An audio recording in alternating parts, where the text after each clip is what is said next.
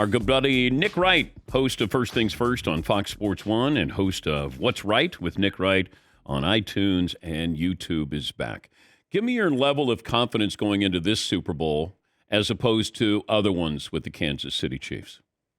So that's a great question. Hi, Dan. Hi, everybody. I also need Paulie's help with something before the show's over, and I need an apology from you, but I'll answer your question first.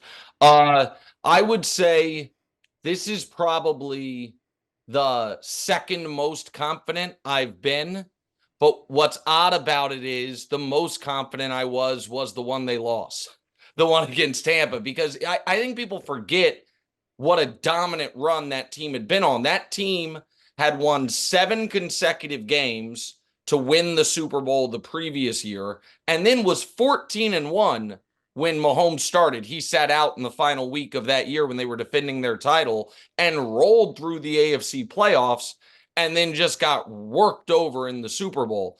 I think if the Chiefs can block San Francisco, that they can do real damage to the defense. And I think that the Niners haven't looked great in 6 weeks. Like, since the Ravens game, they haven't had one game where they looked dominant the way they did during large stretches of the season.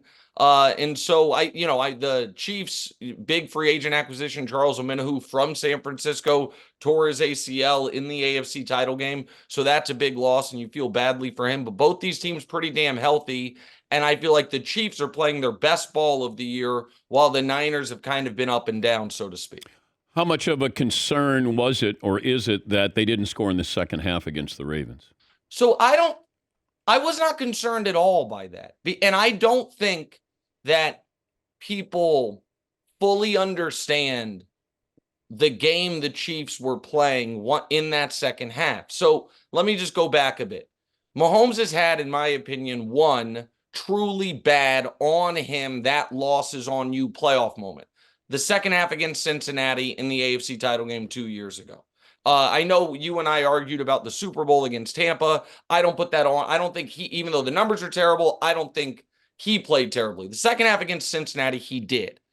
Since that moment, he has not thrown an interception in the playoffs. And after being sacked on average about 3 times per game, he's been sacked 5 total times in 6 playoff games. The Chiefs haven't lost. I give that context for these reasons. The Chiefs' defense was so dominant against Baltimore that as long as they had a 10-point lead in the second half, I do not think Mahomes' number one goal was to score more points. I think the number one goal, do not turn the ball over and we won't lose. And so I do think there were plays to be made that were maybe 60-40 plays, 70-30 plays that he did not. He was like, you know what? Not putting the ball in jeopardy, that if they had to go move the ball, he could have. And I think that's evidenced by the fact the one drive they had in the second half where it was a 1-score game, he hit the pass to MVS deep downfield. And so also, here's the other thing. Baltimore's defense is great. It's, to me, far better than San Francisco's. And so if there was any defense that is kind of built to slow down the Chiefs, that was the most surprising part of the game, was Baltimore has the perfect roster to slow down Kelsey. And Kelsey then instead had maybe the finest game of his career, all things considered. And so Baltimore did some really good things, but I don't think Kansas City was very conservative with the 2-score lead. This might be an obvious answer. I asked it to Jason Garrett yesterday. If you're the Niners, are you more concerned about the Chiefs' defense or Patrick Mahomes? Well, I don't think it's an obvious answer because the Chiefs have the best defense in the NFL. And this is why all year long, when I was called a homer, and I'll just get to it now. I mean, when you excoriated me, damn near yelled at me it was so awkward at dinner. Your son left. Me, Dan, and his son were at dinner together, and Dan's son couldn't take it anymore. Dan pointing his finger at me and being like, just admit you won't say the truth about Patrick Mahomes in the Super Bowls. Just admit that you're a Chiefs homer. He did all these things. We're in a fancy joint in a nice place. I don't know if it happened that way, but I know it's good content here, so continue. Did or did not your son leave? He didn't leave because of our conversation. Well, I mean, that's not what I've heard since then, but that's Well, fine. no, he's married with a child, so he probably was leaving Well, to so go are home. you, so am I, and yet we finished. A newborn. He couldn't handle the fact that you were yelling at me in this members only establishment you took me to. But Where so you the forgot reason, your coat. It's still there. Is it really? It's still there. I don't know that I'm allowed to go there without you. You can. You And can so go. I- You can No, go in it's and still get. there. You can go in and get your coat. Yeah, I left my coat. I was so rattled by Dan Patrick just dressing me down in front of people. But the reason that I was so confident throughout the year about the Chiefs was I was like, well, yeah, they drop the ball a lot and they commit a lot of dumb penalties. That is true. It's undeniable. But they don't just have the best defense of the Mahomes era, because that's kind of a low bar. Yeah. They were in the argument for the best defense in the whole league. Number 2 in yards, number 2 in points. And they did it without forcing turnovers. They were 28th in turnovers forced. So they didn't even have the turnover luck. And so I think they have a great defense. And that is going to be a big problem for Brock Purdy. But the person you fear the most is Patrick. Because even if the game is going exactly the way you hoped, there is the fear that unless they simply can't block for him, he will make magic happen, as he has in every playoff game of his career. We're talking to Nick Wright, host of First Things First on Fox Sports 1 and host of What's Right with Nick Wright on iTunes and YouTube. How do they lose this Super Bowl? McCaffrey just gouges them. And the Niners are able to take advantage of the Chiefs' tackles.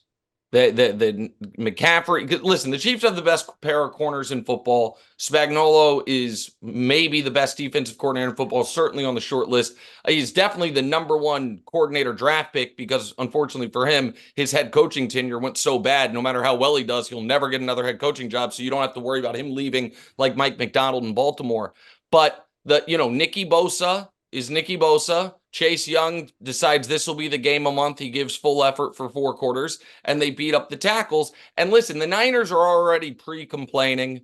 They're already, they hold a lot. Jed York, what do you remember about the Super Bowl? Oh, an uncalled holding penalty. All this pre-complaining, I've heard it all year long. Nobody wants to know the facts. Nobody wants to know that in these NFL playoffs, 2 touchdowns have been taken off the board due to penalty. They're both Chiefs touchdowns on nonsense fake holding penalties. Nobody wants to hear the facts that the Chiefs this year had the second fewest penalties called on their opponents. Everybody is mad about a Super Bowl holding call because Love Fox, we showed a bad angle on the first go round, and then after the game, the guy who did the hold was like, "Yeah, I held," and people are still like, the fix is in. It's all nonsense. So I get it. They're trying to prime the officials prematurely. I understand. These are the things you do when you're trying to, stop a dynasty, which is what this is, of course, a dynasty. I love your objectivity. Well, it's just the facts. Patrick Mahomes' dad says that his coaching or his quarterback, whatever, Mount Rushmore, he's got Brady and then Joe Montana and then his son. Well, that's wrong. You got Mahomes over Montana?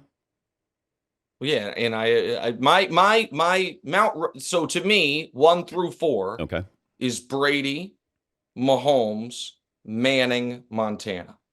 That's my 1 through 4. And then after that, Marino, Elway, Marino, is to me closer than the Super Bowl, Super Bowls would argue. And I really, to be fair, as the audience knows, I'm not nearly as old as you. So I didn't watch, I wasn't covering Johnny Unitas. So I really, and I don't have any recollection of Bradshaw. So if we kind of just go post Staubach, Bradshaw, Rodgers, Favre, and then the guy who I think gets really the short shrift is Steve Young, who I think Steve Young is one of the greatest players I've ever seen. Didn't do it for quite long enough. But yeah, I think Patrick Mahomes is already the second greatest quarterback ever. I don't really think it's that controversial of a statement. Are you prepared for what the reaction would be if Brock Purdy leads the Niners to the Super Bowl? Well, hold on. And win.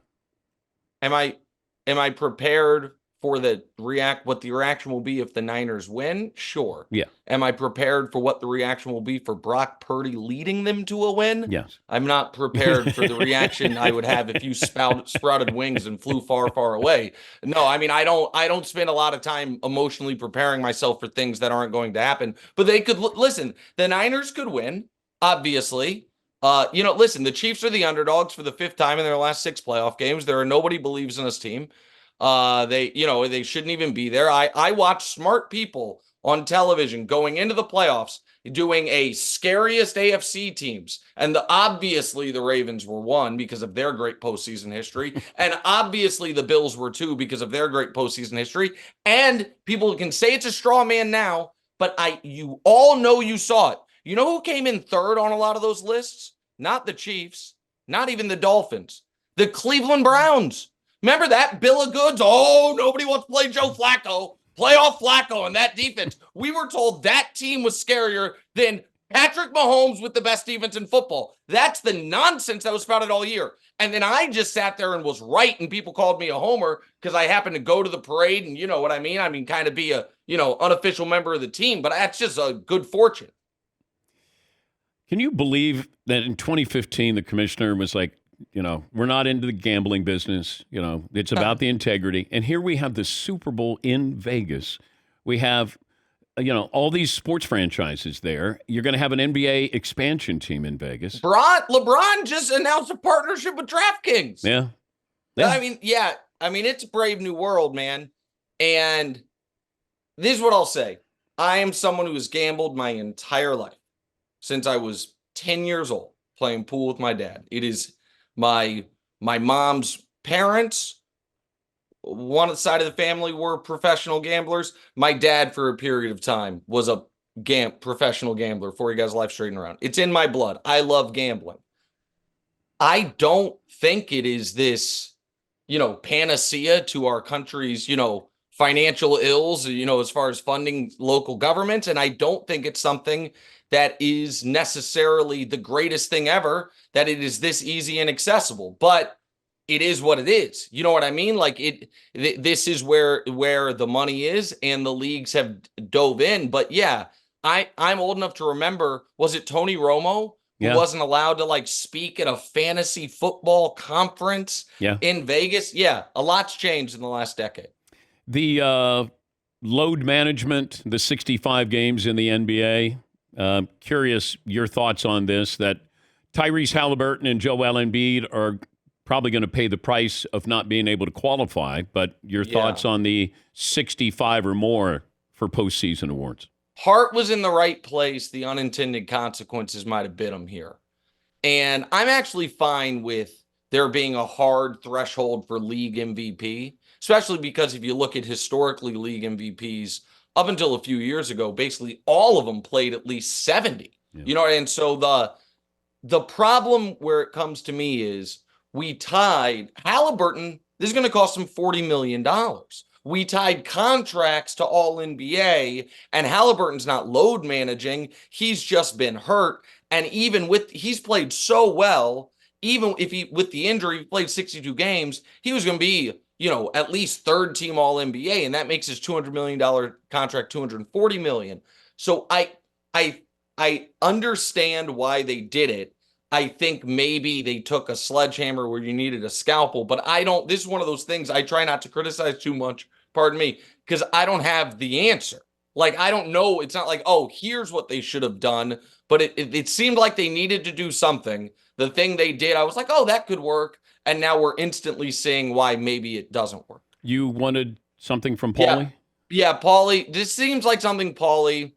I mean, let's be honest. He's the man's man of the show. We know this. So I don't know if you guys have heard it during this interview, but somewhere in my house there is a smoke detector that must be malfunctioning.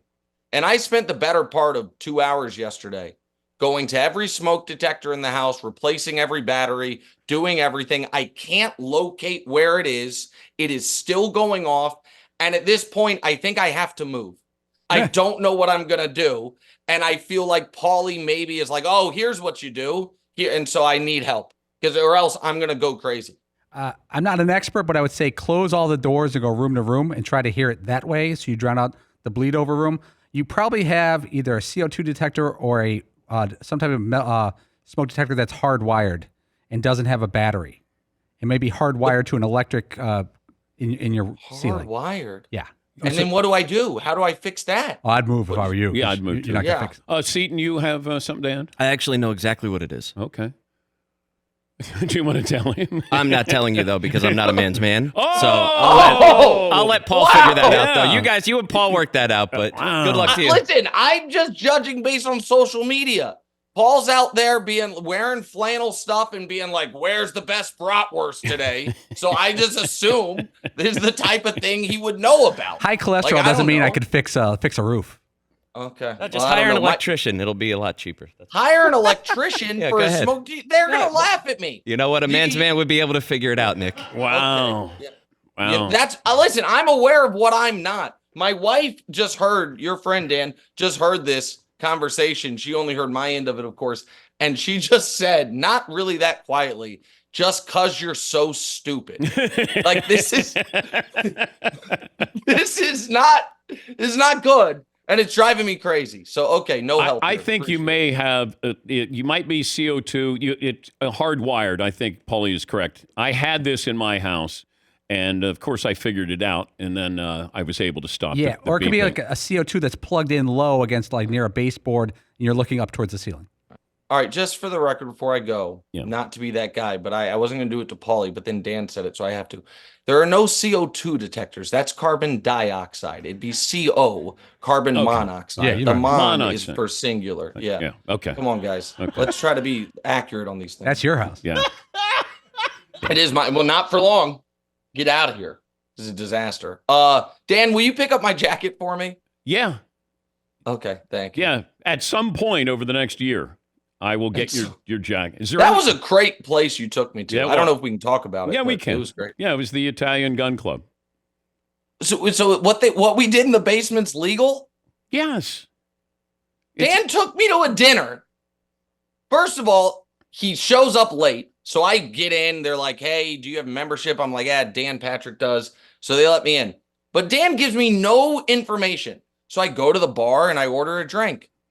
And I make a total fool of myself because the guy gives me a drink. So I try to give him cash. And he looks at me like I got three heads. Like, we don't take money here. What are you talking about? It's traded on names and favors and things. I'm like, okay, well, I'm already out of place. Then I asked Dan, I'm like, how does the ordering work? And he's like, we usually do one from each course. I'm like, okay, great. So I looked at the menu. There were 4 courses. I ordered one of each. The waiter then looks at me like I'm crazy. He's like, you want all of that? And I look at Dan. He's like, oh, I didn't really mean, it's been 3 of the 4. So I'm now 0 for 2. Then the manager comes over and he's like, do you want to go to the basement? And I'm like, I'm not getting tricked again. And I kind of looked at it and Dan's like, yeah, let's go.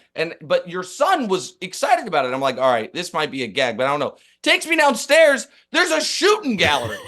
We're down there firing. I've never fired a gun in my life. They're down there doing target practice and then go upstairs and eat. Yeah. Never seen anything like it in my life, man. Yeah. Left my jacket. Yeah. And then you yelled at me about the 2020 Super Bowl. Why can't you admit Mahomes was bad? Here we go. Nick Wright, host of First Things First and host of What's Right with Nick Wright on iTunes and YouTube. Maybe I'll see you in Vegas. No, I'm not going. Oh. Okay. Not going. All right. Sorry to hear that. That's why I'm on today. And I know we're long. We could talk about it another time. Okay. But yeah, All right. I'll talk to you after the Super Bowl. Okay. All right. After the Chiefs win. That'll be great. I'll call you from the parade. Okay. Awesome. I love that. Yeah. Tell your wife I said hello. I will. And Okay. we'll see you at the wedding. Bye. And I'll wait for my invitation. It's in the mail. Okay. Goodbye. All right. We got to go. We're back after this.